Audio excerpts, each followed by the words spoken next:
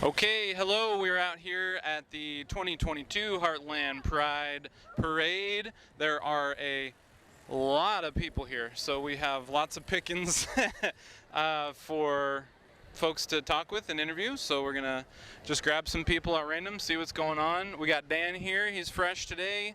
What's going on, Dan? You excited? Yep. Yep. How about you, Jorge? Yeah, pretty excited. Want to see what we learned today, and hopefully get some interesting conversations. Yeah, what do you think is going to be the primary difference from today as compared to yesterday when we were talking to the people at the rally against Children's Hospital? Well, obviously, we'll have an opposing viewpoint here today. Really, we're going to have to change the way we ask the questions. Over there, they were, yesterday they were going, kind of against the transgender surgery. So today, really, it's more about like, we should have those things, and we support them. So, okay, so why? So we're going to try to pick the brain on why is it that it's okay to do so, and many other questions. Pretty much the question of the day, which was yesterday, was can the Bible and the LGBT be reconciled? So, big question on everyone's mind is, are people going to be nice to us? What do you think, Dan? I hope so. I'm always hoping for the best, but I live in the real world, so. I am remaining hopeful too, but yeah, we'll see. People don't always like to be questioned on their beliefs, but I think people will be nice. So we'll see. Yeah, this will be a fun video. Do the like thing, do the share thing, do the subscribe thing, comment. We're a really new YouTube channel, so do all that stuff if you think this stuff's cool. Get us out there and see how it goes. Hopefully it's helpful. Peace. Okay, so hello, hi. We got Ty here. We got Jorge. We're chatting. It's Pride Festival. Ty's got a friend. She didn't want to join. That's okay. People are shy. Jorge, what's going on? well, there's a Pride Festival going on. It just kicked off. We're about to do some interviews and talk to people about, their LGBT ideas, and just want to see, pick their minds on a few certain things. Okay. So, we were at the rally yesterday against the Children's Hospital, interviewing people there. There's a lot of people concerned about like what kids are being exposed to, like drag queens, things like that. Do you share any of those concerns? I do not. Being as I didn't know the words for it, but I've known I've been different since I was younger. Had I had that representation and been exposed to something like this when I was younger, I would have been a lot better off. Because now, being an adult trying to find my identity is 100% more difficult when I've already formed my identity around being a straight person. Now, being able to be up close and personal with who I am and being free is really empowering. And had I had that as a kid, I would have been already in full form with my identity. Do you think there's anything like kids should not be exposed to? And if so, what? I believe that varies per parent.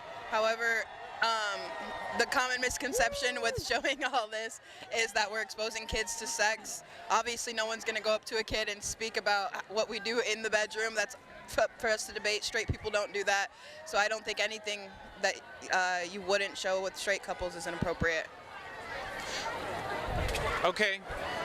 But isn't that kind of part of the LGBT like movement? Is, I mean, by definition it has to do sort of with what's done in the bedroom. Do you mean no one's going to get like explicit about it?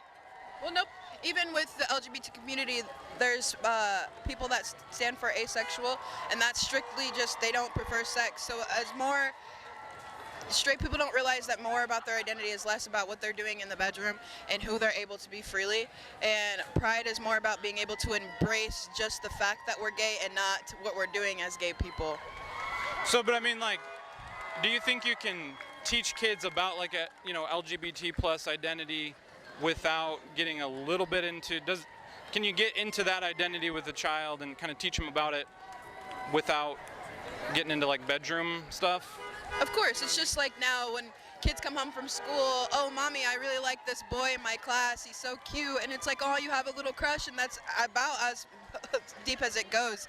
No one wants to talk about sex with kids, and that's less about what our sexualities are about at the end of the day. Cool. Any questions, Jorge? Yeah, question for you. Do you think, let's just take the people that we interviewed yesterday, for example, they were against the trans surgeries and whatnot. do you think it's possible that you and a person from yesterday could have a conversation and possibly be friends but still disagree on this fundamental thing? Do you think maybe they're just in their minds they're just really concerned for someone? Is it something you think, well, okay, I can be friends with this person but we just don't meet eye to eye with that, or is it an impossible thing in your eyes? Yeah, good question. That's actually a perfect question. I personally am a trans individual, and I deal with family that's just not up to terms with it yet. And there's a difference between being able to disagree and tolerating hate. As like what you said, if they're genuinely concerned and they're open to understand, and as opposed to being set in their ways and not willing to open up at all, that just shows a big block between them and a trans individual. And that's more than just being concerned about the surgery. That's you in general not respecting that trans person's opinion. So bouncing off that question, do you think you could be friends with someone who says, look, I do not, I think the LGBT, choose whichever, whether it's, being gay or being trans, like, I think there's something inherently wrong about that. Do you think you could be friends with someone like that and disagree and have conversations, or is that like a deal breaker for you? That honestly is a deal breaker, but like I said, I've had family that treat me with as much love as they can. They don't necessarily support what I do, but up front and personal, I've never felt that. So say they never disclosed that to me. If they were never acted any different, how can I really say, okay, this is a toxic relationship? But at the same time, though, if we did have that conversation and they weren't willing to see, like again with the trans question, if they weren't willing to even have an open mind about it at all, then yes, it would be a deal breaker. So it almost kind of sounded like for a second there you're saying it'd be okay if they had that in their head, that, being trans was wrong, but if they don't say it, or if maybe they say it once and then all right, that's enough, you said it. So is it dependent on how much they're saying it or whether they say it, but they can have it in their head but not like really confront you with that belief of theirs? Is that?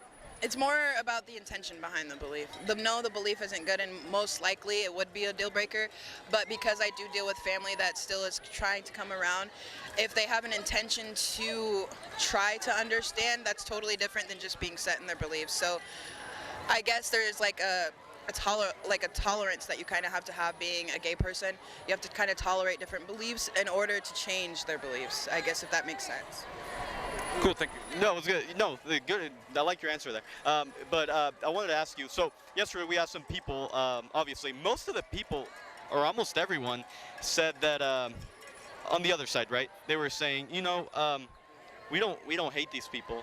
We really just want to show them the love in Jesus Christ, right? And really, their concern is like they're not really concerned in trying to change the people, so to speak, but they're just concerned in the eternal consequence of that. If somebody were to come tell you, hey, listen, Ty, I'm just really concerned for your eternal state. I love you. You know what? I'm gonna keep being your friend. I will keep loving you. I think we'll disagree on this issue, but I only want to confront you about this because I'm just concerned and love you. Do you think that is, in a way, homophobia? Because we talk to some people where they think even that, them expressing their love for them in that way, is homophobic. What do you think about those type of people and comments? What do you think about Christians? That's the question. Christianity inherently isn't bad. Being that it is weaponized to trying to oppress us over the last few decades, I would say that my opinion on it is very vague. It depends on the Christian, to be honest. But with that being said, I don't know how to phrase this. And you can be honest. Typically, with how you kind of described that, it's like, okay, I love you, but, and that's never a good phrase anyway, let alone when it comes to a part of me I can't control. So it's kind of like a slap in the face, right? A backwards compliment. And it's just, at that point, there's a difference between toleration and support. But if like let's say we put ourselves in their shoes, right? And they just think you're in danger. I want to warn you because I love you. In their minds, they think you're in danger. Could you see in a way maybe that, okay, I'm trying to tell you you're in danger because I love you, or is that still in your mind? Is that still sort of intolerable on their part? Okay. Because it seems that a lot of people really shared that they just seem concerned about their eternal well-being. Rather, they didn't really care what anybody did, but rather they're just concerned about what happens after. So. My honest opinion being is any use of Christianity against homosexuality, so that concern would be based in false, because I did not word that right anyway, because homosexuality was not mentioned in the Bible until the King James Version. Before that, it was referring to pedophilia. So as far as a Christian being concerned with my eternal life, it would come from an incorrect standpoint, because God didn't say anything about me being a sin, because that was not the original scripture. So as far as them being concerned, it would be be concern coming from a false place. So where do you get that? Because we're pretty interested in religion, and this guy's basically a biblical scholar. So this King James Version introducing the idea of homosexuality, where do you hear that? By where do you mean? Like, how do you know that, or how did you get that info? Basically just scholarly sources on Google. I spent some time in a church growing up, but not much. I recently tried to get connected with spirituality and tried to find my way into the higher above, but I personally just been doing a lot of research, a lot of peer-reviewed articles of just seeing the past, because I've heard that before, that the Leviticus verse was incorrect, but of course, because I don't have any religious standpoint, I wanted to see for myself and not just come from a biased place. So then I actually saw that version that the first verse of that was actually, man shall not lie with boy, and not man shall not lie with man. Okay, I'm trying to find, I probably won't find it, but yeah, I'll let Jorge. I have this really, really old Bible. It's like a fax, like they took like a copy of like one of the oldest Bibles, so I want to see what that says on that thing. Yeah, no, I wanted to ask you, you mentioned about, those peer review studies, right? Have you looked at any of the studies that take a look at the original Hebrew for Old Testament and the original Greek of the New Testament to verify that is correct? I guess looking at the original copies in the in the Hebrew and Greek, have you kind of checked it against that to see, okay, is this really true, or is it just something, okay, I looked at these peer reviews and I think that's good enough for me? I've looked back at those and I tried to find proper translations for them. Any other two of those that I found, I always found another article like with different wordings of it, so I could never find an accurate translation of it. Can I have you try to read Old English from my phone? Sure. Okay, so this is like one of the original translations from English. This is pre-King James. Can you try? I know it's spelled funky. Give it a shot. Thou shalt not lie with. I can't see that. Man. Yeah. I cannot read that. I think it says, "Thou shalt not lie with," spelled with a Y, "mankind as with womankind, for it is an abomination." What version is that? Abominacion is kind of how it reads.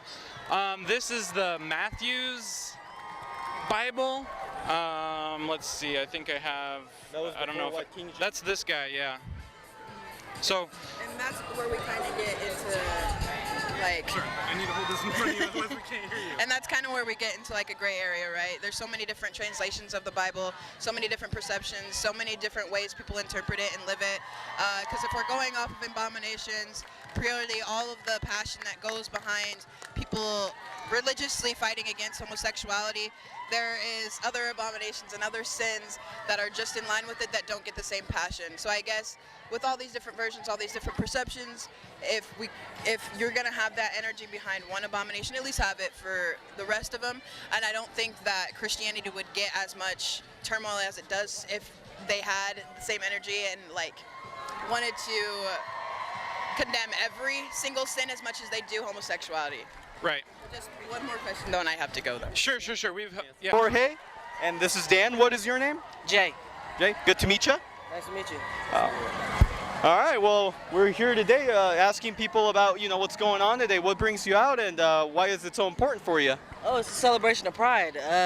Basically, it's a time where we can be ourselves and not have to worry about not being yourself, whether it's in the workplace or just in public. This is the only time that we can really be out here and not care.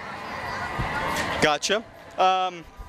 Why is it so important? I mean, is there something going on that is kind of I guess oppressing this movement, or is there something going on in this country that you feel like there's a need for us to do this pretty much every year? There's always something going on in the country, but this is a time where everyone is happy. We're here to spread joy. That's why you have the colorful colors and people saying, you know, be prideful. That's literally all we're here to do, is just be happy and spread joy. Okay, you mentioned the colors. I wanted to ask a personal question about it. So, for example, that flag right there, I remember I used to only see the rainbow. I see black and brown and some, what are those black and brown colors? They're pretty much for everything, any type of gay that you could be, whether it's just gay, queer, lesbian, transgender. So it just pretty much keeps building because new things keep coming out as far as people showing who they are. So it's for everyone and their personality pretty much. Gotcha. So no, the brown and the black, they don't specifically go for a particular person. Does that describe, like, I don't know, when I look at it, does it describe like brown and black people, or what is that? Is it just sexualities? Sexualities. They're all sexualities. Gotcha. Okay. Well, let me ask you this question here. We were at the rally yesterday, a different rally yesterday, interviewing other people, and they were talking about they were in opposition to transgender surgeries. Do you think there are some things that maybe we should not be teaching children about? How do you feel about that? Honestly, I can't say that it's something that you shouldn't teach children about. No, we're not trying to put it in your head like, hey, if you don't feel comfortable being this way, be this way. It's more of like, if you don't feel comfortable in your own skin, there are other options for you. So not necessarily pushing it on kids and being like, hey, you need to learn this. There's all these different type of people. It's more like, hey, be yourself. And we're letting you know that there's a way that you can be yourself if you don't feel like yourself. Okay. Is there a limit for children? Where do you draw the line? Do you think we should, let's just say an example, anybody under 10 should not consider surgery? What is the age do you think is appropriate? Because that seems to be a line that has not been drawn yet. Right. Is there repercussions? Yeah, what is the age? Where do you get your thoughts on that? Me personally, I don't think that that's a decision a child should make. As children, you could turn around and say, hey, I want to get a huge tattoo, and then find out in your life as an adult, you now have a tattoo that you can't even do your job with. So I don't think that that's something that a child should make. That's what their parents are for. So if your parents say, hey, you know, you need to wait until you're 18 before you decide to do what you want to do, I would support that, because you're too young to make a decision that's a lifelong decision. What if there's a 6-year-old, right? Or let's just say an 8-year-old, and they feel like they should be the opposite gender. They're still a kid, and their parents, you know what? Let's go get your surgery. Let's make your dream happen. Do you think parents should maybe say, well, let's hold off. Let's hold off for a couple years. Let's make sure this is a thing. Or do you think if the parents are okay with it and their young child requests something like that where they don't know the consequences of it, as we were speaking about, do you think parents should kind of hold their own on that and wait a little bit, or do they just say, okay, you know what, let's do it? I definitely think they should wait. I was that kid, so I didn't feel like myself as a child, so I understand exactly what it's like, but it was a little bit more difficult for me because we didn't have all this to support one another. So it was definitely different. But as far as being a child, I don't think I was ready to make that type of decision even as a child. I would do it in a heartbeat right now, though. Gotcha. Okay. Well, thought-provoking question for you. I want to pick your brain on this one. Okay. So, like I said, we were interviewing the opposite sort of people yesterday. Do you think that the Bible teachings and LGBTQ ideology, can they go hand in hand, or is it ideally just contradictory to each other? They're contradictory. Honestly, I grew up in the church my whole life, And then once I realized who I was and what I liked, the church was more worried about what I liked and what I did in my bedroom than they were about me and my personal well-being. I had the hands laid on me and praying the devil out of me and all that stuff, but these are the people who actually act like they cared about me. The church shunned me, all because I didn't like what they liked. Gotcha. So pretty much you're accepting, yeah, they can't be reconciled. It's one or the other, pretty much. Well, I know a lot of people who still go to the church, but it's just you really can't be yourself in the church. If I go to the church and I dress how I like to dress, I'm gonna get the looks, I'm gonna get the snares, what are you doing here? Oh, come in here, we need to pray for you. You don't even know me, and I'm probably doing better than you are, but you wanna pray for me because of what? Because what I like? So, I don't know, I don't know. I have two last questions. Do you have anything, Dan, or no? Would you say you were talking about the church that there's like a contradiction between like what they practice and what they preach? There's a contradiction between what they practice and what they preach. Would you say that? Of course. Of course. I mean, like I said, I've always grown up in the church. I love church. I love singing and everything, but it's just like, it just doesn't feel like I fit. I don't feel like I fit. I feel like everyone's watching me. I feel like everyone has something to say or they're talking about me.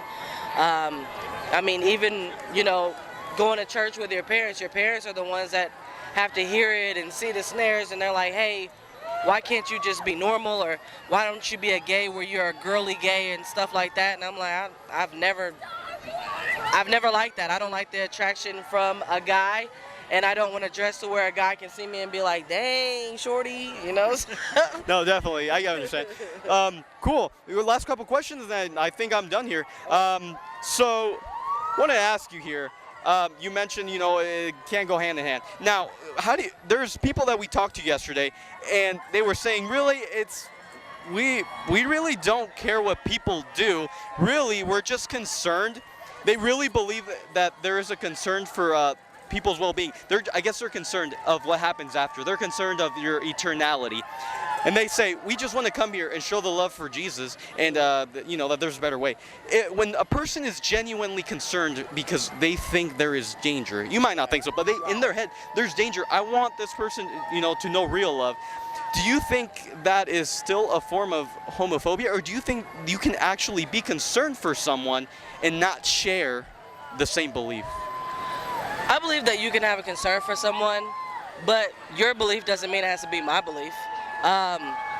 First thing that God says as far as Christianity is He's a jealous God. He's the King of all kings, the Lord of all lords, which lets you know there are other lords, there are other kings, there's something else out there. So why do I have to believe what you believe? Not saying like I don't believe or anything, but there are other options out there. There's paganism. I mean, there's plenty of different options and avenues that you can go with this. So technically, can it go hand in hand? Because you want to tell me that this is what I need to do, this is how I need to be, and you're a jealous God. Well, you want me to follow someone who's very jealous and will kill you because you like what you like and you're not worshiping me? That sounds like the people who hate us already. I understand.